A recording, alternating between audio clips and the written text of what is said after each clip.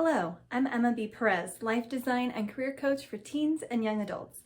This Empower Your Teen YouTube channel is all about supporting parents.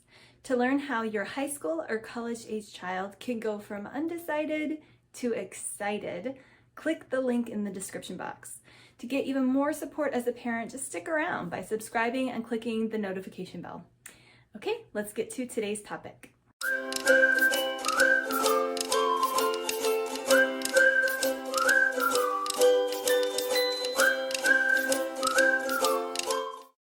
Welcome back, everyone, to Empower Your Teen. I'm Emma B. Perez. Now, today we're going to be talking more about gap year programs. And for this discussion, I have brought in Charlie Taibi. He's the CEO of Year On, a gap year program that combines service learning, skill building, and professional opportunities for high school graduates.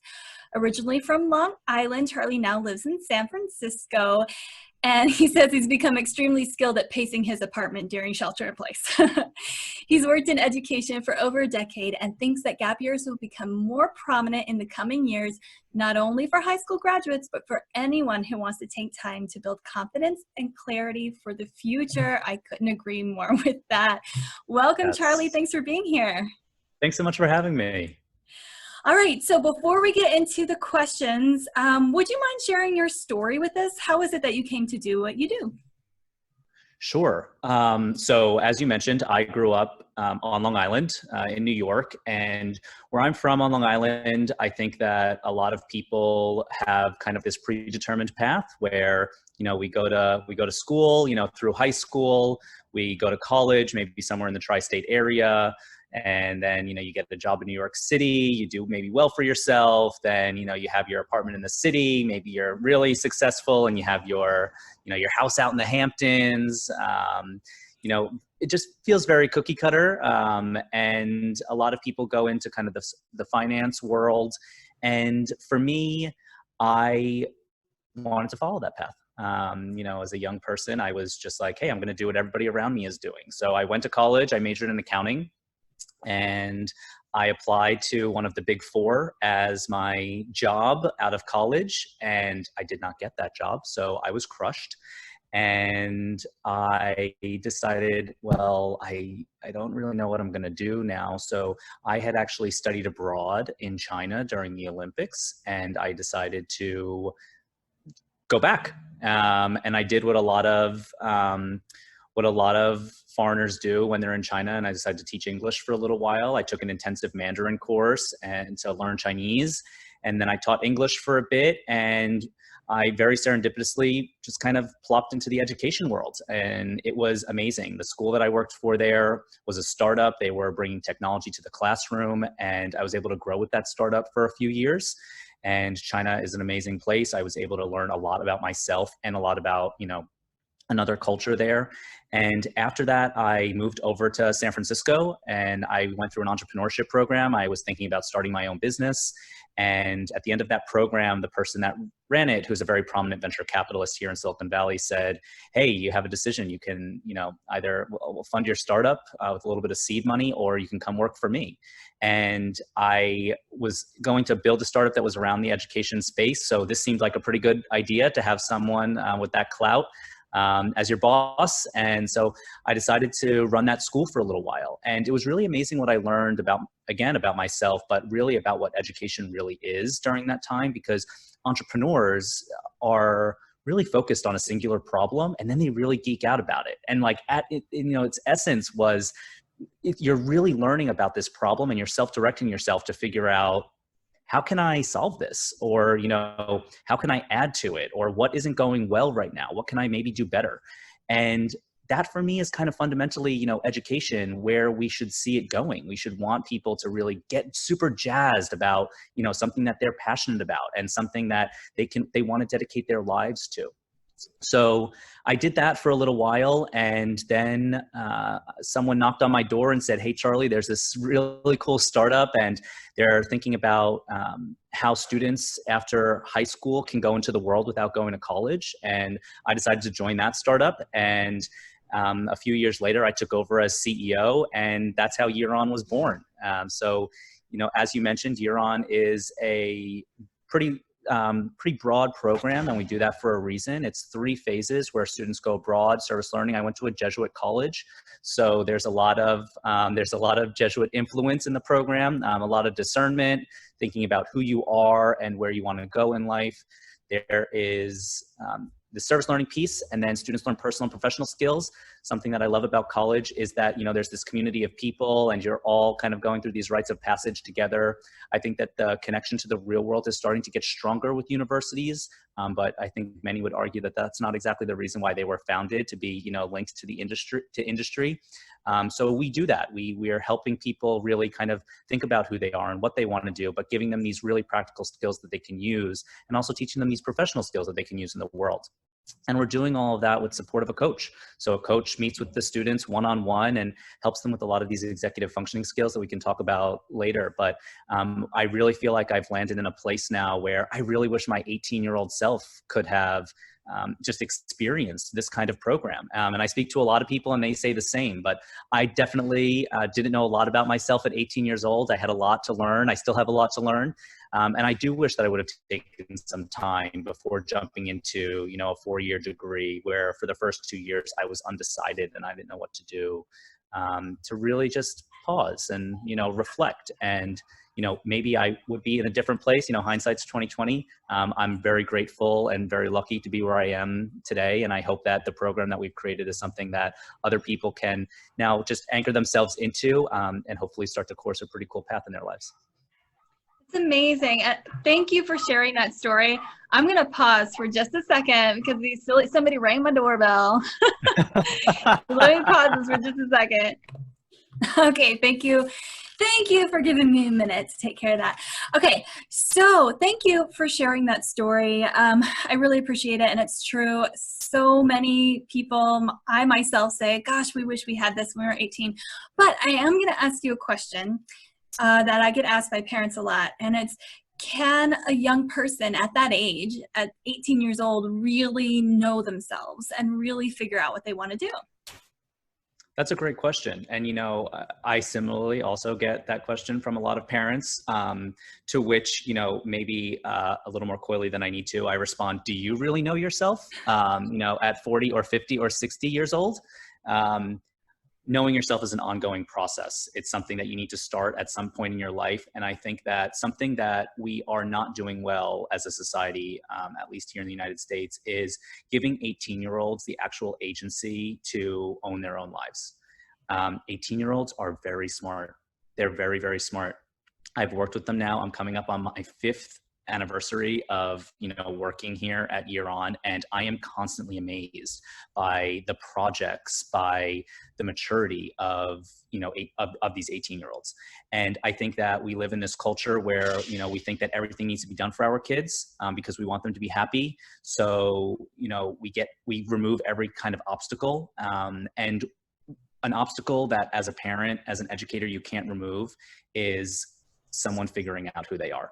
It's hard and it's deep, deep work that you have to do with yourself. And it's not a fixed journey. It's not just like, you know, I'm going to start here and I'm going to end here, and that's great. I am different than who I was yesterday, and I will be someone different tomorrow. You learn something every single day.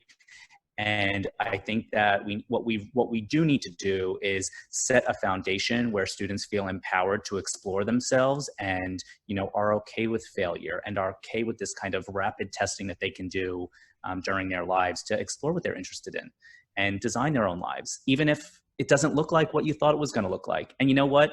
For Charlie now, in his 30s, that might be different when I'm in my 40s and my 50s. And I think that really becoming okay with that is something that has taken me a long time, and I think takes everyone a long time. And I think the earlier we can start that, the better. Yeah, I love that. I love that. Thank you. Another thing that I like to think about is when someone gets the chance to go through the process of learning how to check in with themselves and see if things are in alignment and how to adjust. The sooner you can learn that in life, the better it'll be along the way, because you won't hang on to something when it's not right. You know, you'll know when you need to adjust and shift and learn who you are now at 40 instead of 30, you know? So I love that. Thank you. Okay. So I do want to get into a little bit more about your program in a minute, but before we do, you mentioned on your website, and I love this, you have rechristened soft skills into power skills. Can you tell me a little bit about that and why you did that? Sure. I think that there's this trend in higher ed right now, and I believe it was the president of Dartmouth and the founder of edX who were amongst the first that started to talk about the rebranding of soft skills to power skills. And of course, we have this dichotomy, right? Soft skills and hard skills. And for a very long time now, the past decade, maybe more, we've seen this emergence of STEM. And, people are really saying that like the sciences are where the world is going. And then, there was this, then somebody had a new term, STEAM. We have to make sure that the arts are incorporated in this. And I think that when people look at, oh, well, what is my job going to be after college? They always talk about these hard skills. And what people are starting to forget is that it doesn't matter what hard skill you have if you are not a critical thinker, if you don't know how to collaborate with someone else, if you're not a good communicator, if you don't know how to problem solve. Like the hard skill is something that will always have a shelf life, right? We never imagined that maybe, today in 2020, we'd be able to have drag and drop websites back, in 2003. But here we are. And those things will continue to evolve. So will these, soft skills, which is why we think that they need to be rebranded as power skills. We think that these are things that shouldn't be, the B players. They should be front and center. They should be, if not in line with the hard skills, they should be even higher than the hard skills, because that should be the foundation that you're building off of. Because then it doesn't matter what you need to learn. If you have the power skills, you're going to be able to learn them, and it'll benefit you for your entire life, no matter what field you're in.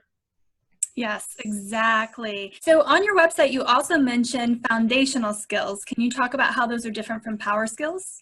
Sure. I think that there's a lot of overlap between the two, actually. But if we have to really give a definition to both of them, when I think about foundational skills, I think about all the things that kind of get us up and moving every single day, right? So, how do I take care of myself? How do I build healthy habits? What are the things that I need to do for me, like setting goals and making sure that like I'm setting this plan for myself that then I can then actualize. Whereas the power skills are all the things that will really push that forward. They're the things that you're going to lay on top of those foundational skills that, regardless of where you are going to help you in life. Awesome. Thank you. And I love that your program focuses on this, because these are things that are often not taught in school, but they're so important for just, living, a healthy life, and being successful in life, whatever that means to each individual person. So this is what I like to talk about with gap years. This is an opportunity to acquire these skills. So can you tell us how someone acquires these skills during a gap year? Sure.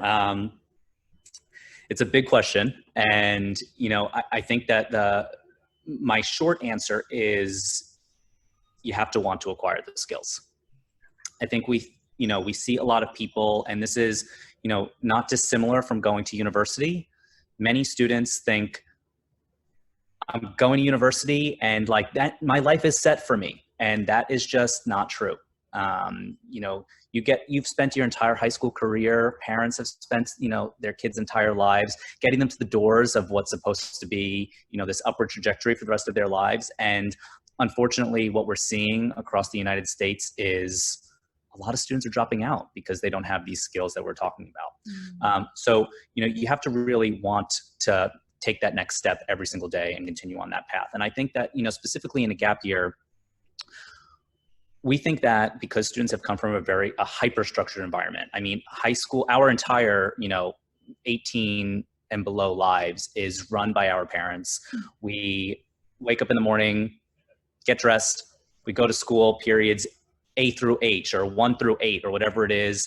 You do an after-school activity or a sport, you get on that late bus, you come home, you do your homework, you eat dinner, you maybe play a video game, you go to sleep, or you're on TikTok, you're on Instagram, repeat every day. Then you get to college. You take 15 credits. That means that you're in a classroom for 15 hours a week. What are you doing for the other time? Where are you? What are you doing?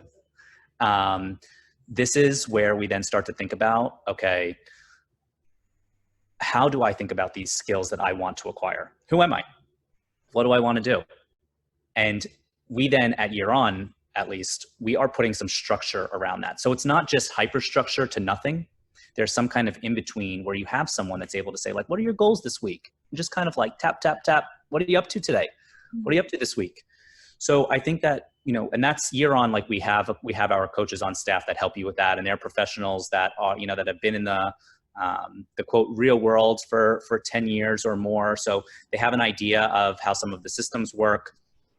But if you're not going to take a year on and you're just planning your gap year, find out who that accountability person is. What is your structure? Anyone can tell you that if you write something down and you've come back to it, you're managing it. And that's a really important skill in life that a lot of people they allow their days to just run them. And then, all of a sudden you go through your weekend, you're like, what did I just do this weekend? And sometimes you need it. Sometimes you need to just relax and just watch Netflix. And we get that. But if you allow that to be, your baseline, you're going to go through and you're going to see like month after month, you're like, what, did I just waste my time? And time is fixed. So it's something that we think that you need to make sure that you have some structure around it. And if you're going from this hyper-structured environment into a non-structured one, how can you build structure? Who can you tap? Who's your support network? How can they keep you accountable? Start a text thread with some of your friends and say like, hey, let's all do X. Or, I'm in a text thread with a couple of my friends and, it's out called the Workout Pact. And we all have to say how many times we're going to work out every single week. And I do actual work a lot every single day. And if I didn't have that workout pact, I probably wouldn't be taking care of my physical health. I do, everyone needs these accountability buddies to help them, to really keep on track with things. So that structure, I think, is just really important over time. And I think that you can really start building those foundational systems, during your gap year. Mm-hmm. What a great gift to give them a safe place to be able to flex these muscles, learn how to do it, learn what works for you and what doesn't, in a place where there's not too much consequence if it doesn't work out. And as you're figuring out what works for you. So exactly. I love that. Okay, so let's talk a little bit more about, would you give us some insight about how a parent can, with their child, determine if they're ready for college or if they're not ready, if a gap year would be good, if a program, or, how can they make this decision? I know that's a big question. It is, but I also have a very short answer to start off with, and that's ask them. I think that we get into our heads so much. And again, this goes back to my original comment on, we feel like we need to have all the answers as educators and parents for these young people. And we don't know them better than they know themselves. I mean, you have to really figure out like what's important to them. And I think that what's more important than, before you can really ask those questions, you need to be able to create a space for your kid or your student to feel safe in saying like, I'm not ready. We have an admissions process with students, and I would say that it borders more on the enrollment side. I mean, we look for a lot of things when students apply to our program, and we want to make sure that they're serious about their gap year and they're looking to put the time and energy into it. But step one is really raising your hand and saying like, I got to get out of whatever it is that, this rat race is for me in high school, or I'm about to spend a lot of money in college, or my family's about to spend a lot of money and I want to make sure that I'm going in prepared. But it's that first conversation of just asking like, is this okay for you? What exists? What's another universe if you didn't go to college? And just like starting to prime students that it's okay to have another path, I think is an important step. That is very scary. We think that if students don't go to college, there's these studies, if you don't, high school degree versus college degree, you have, you're likely to make $1 million more in your life. And there are these things that just like kind of weigh on us. I think that we're like, oh, if my kid doesn't go to college, that must mean that they're not ever going to be successful. And I think that that's just very unfair. I think that there are a lot of ways for people to be successful, but I think that, we do a lot of things in the name of just, we think success kind of equals money. But, you have to really start with who are you talking to? Who's like inside? What do they need? And start to ask them those questions. So that's my short answer to that, which maybe wasn't that short, but, we have to expand on that. And, you do see that, you've set up this great home environment and your student is thinking to themselves, I don't know if I want to go into college, a 4-year college, a 4-year private, public, community college. I want to take a gap year. You're starting to really, you're at that stage and they know that like the world is my oyster and my parents will love me no matter what. Are they driving the decision? I think that, when you're interested in something, you want to dedicate a lot of time to it. You're actually interested in it. If you've paid for a counselor to help you out with some of this stuff, is the counselor doing all of the work? And the kid is like, I don't care, whatever, I'll go wherever. You have to dig a little bit and see, what is that apathy about? And for us, we start to look at on the gap year side, I think about myself and a lot of the students that we've had come through our program. Many of them don't know what they want to major in, which is super understandable.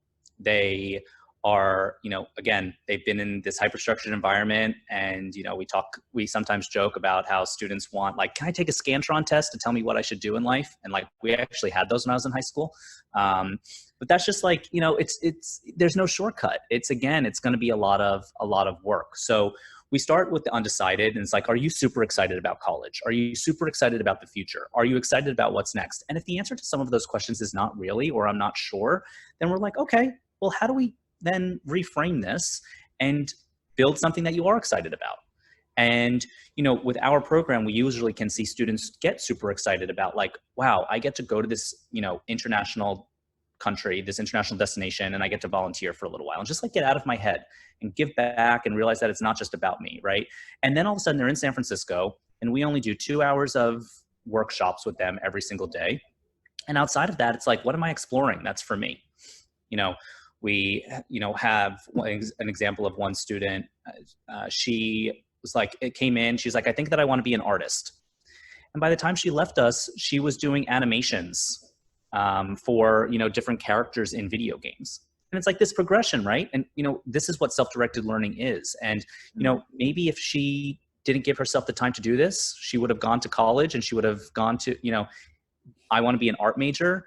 And, eventually maybe art would have gotten to design would have gotten to animation. And, maybe she would have been able to, through their counseling, their career center, they would have been able to, find someone that works at Pixar and talk with them. She was able to do that all within 10 weeks with us before she even goes to college to think about what it is that she wants to do. And I think that it's really important that we start that rapid testing with students as early as possible. But before we get there, we have to first understand, what are you excited about? So I do think that you have to ask the question, you have to kind of gauge, are they excited? Are they not excited? And if they're not, what are they excited about? I always ask students who say like, I don't know what I want to do. I say, when you go on your phone and you're scrolling for, ad nauseum, on Instagram, what are the accounts that you follow? And it just like starts to give you an insight about what people are maybe interested in and what they could just like lose themselves in. And I think that then you can maybe think about building your gap year. And maybe you don't need to build a gap year. Maybe it's a gap semester. Maybe it's a summer program, right? There's a lot of different options for you to really think about, just taking that time and reflecting, and before you're going into, another structured environment that is maybe for you, is maybe not for you, you might not know. But I do think that it's important that before we even start, just ask your student, ask them, what is it that you want to do next? And if they say college, obviously, maybe you have some hindsight as the educator or the parent. You can look back and say like, oh, I think that these things need to be checked off, and talk to them about it. Just have an open and honest conversation with them and say like, this is what I'm seeing. How does that feel to you? Mm-hmm. There are 2 things that I really loved about what you shared. The first one is saying, okay, in another universe that doesn't include college, what would that be for you? I really like that you opened that other possibility up to them, because so much is just, this automatic trajectory. And so sometimes young people don't even know that they can consider something else. And then once they realize that they can, they go, oh, well, then what is it? Because there are other options, and most people don't know about that, right? Mm-hmm.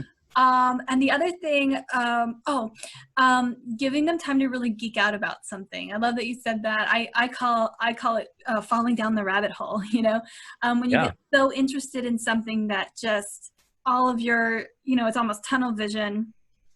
I think that's so great because young people rarely get the chance to do that. With everything that they have to do in high school, they rarely have the time for that. And if a young person happens to have an interest or an aptitude in the subjects in school, then that might indicate, something for them to do. But if it's something different than that, then they're not going to know what they want to do because they haven't had the chance to really explore that, to really fall into that. So giving them the time, like you said, over a year, over a semester, over summer, to just let them follow their interests, self-direct learn, is so powerful because they also find internal motivation, and they, it can just make a world of difference. So I love that. I agree. Okay.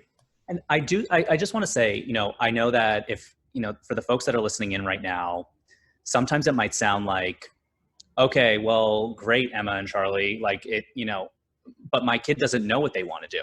Like they have no idea. So where should they start? And I think that is where, the structure can, be very helpful for people where, think about, like, go online, and like the internet is an amazing resource. And, have them write down, like, what if you were to go to college tomorrow, because you're planning on going to college in the fall, maybe, now we sit, in May, you're going to go to college in the fall. What are the majors that you think you want to have? And maybe it's like, oh, well, I don't know. And it's like, okay, well, if you had to take a guess, just 5. And then can you go on LinkedIn and can you find people that do that, are in that field? And can you talk with them, right? Can you just do some Googling and do some research on it? Can you, go to meetup.com and find that meetup in artificial intelligence or, design or designing, and see what that's like. I mean, there's just so many ways for you to do that. So just know, I know that it kind of sounds like, oh my gosh, they're talking about these like very philosophical things. Like there are very tangible ways that you can get this done. And like, you can go to the Year On blog. We have a lot of this stuff. Emma, I'm sure that you have a lot of this stuff as well. Like these very practical solutions for how to do this. Yeah. So don't feel like it's just, we're talking in the clouds here. Like all of this is very possible. We've been in operations for 5 years now. We've seen over 300 students go through our program, and a lot of them come out and they're just like, wow, confidence, clarity, and direction is where I'm at. So I think that it is possible. Just don't be discouraged. Absolutely. Yes. Thank you. Thank you for adding that on there. I so appreciated you being here. This is going to be so helpful to so many families.